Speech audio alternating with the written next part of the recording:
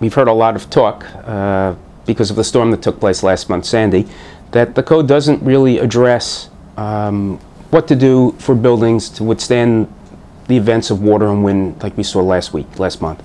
It's actually been in the code for New York City since 1982 and 1983.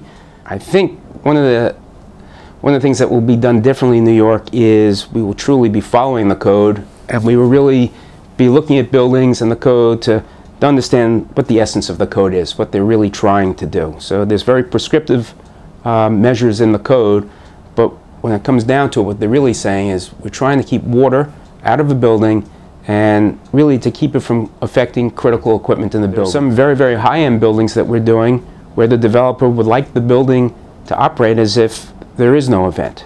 We'll put everything on backup power. All the elevators, we'll put all the lights, we'll have the building heated and even cooled, which is one of the biggest consumers of power.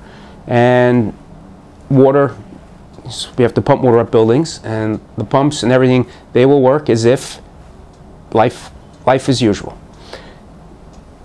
Then there's variations. Sometimes we'll look at, maybe we'll make an area in the building, such as a fitness area or commons area in the building, and we'll keep that up and running.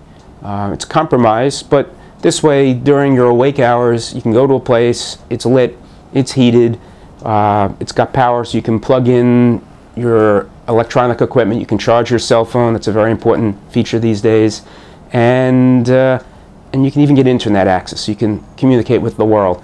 And at night, when you go to sleep, you go up to your place, and maybe it's dark, maybe it's cold, but you're sleeping. In the US, where we kind of take it for granted, and maybe rightly so, that our utilities will always be available.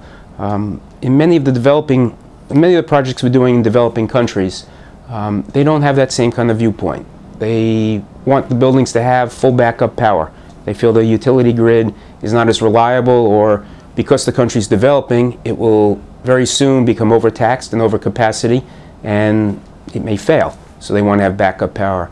We are very comfortable that our water supply will always be working. They are not. So in many places we'll design with a day or two of water stored within the building. So should there be an event, there's water for a day or two.